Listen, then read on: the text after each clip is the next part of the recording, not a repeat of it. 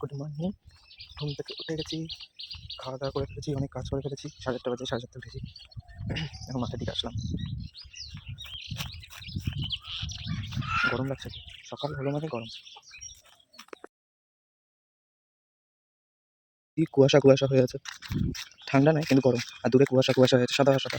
এখন ইউটিউবে blog upload হচ্ছে, 2 মিনিটের মধ্যে আপলোড হয়ে যাবে, গিয়ে তাদের দেখে নাও। এটা তো কালকে ভিডিওটা আসবে, তো তোমরা যারা দেখোনি এখনো তারা দেখে নাও কালকের ব্লগটা। A few moments later. এখন বাজে হচ্ছে 10:20। কী করছিস? মা এখনো আসেনি। দিদিভাই তরমুজ কাটলো, তরমুজ খেলাম। একটা ডাব কেটে রেখে আসলাম, মা এসে খাবে, আমি একটু খেলাম। তরমুজ খেয়ে পেট ভর্তি হয়ে গেছে, আর কিছু খাওয়ার ইচ্ছা করছে না এখন। খাওয়া দাওয়া হয়ে গেছে, এখন আঙ্গুর খাবো, আঙ্গুর খেয়ে শুবো। খাওয়া দাওয়া complete. A few inches later. বুঝলাম বাইরে এত গরম, প্রচুর গরম বাইরে।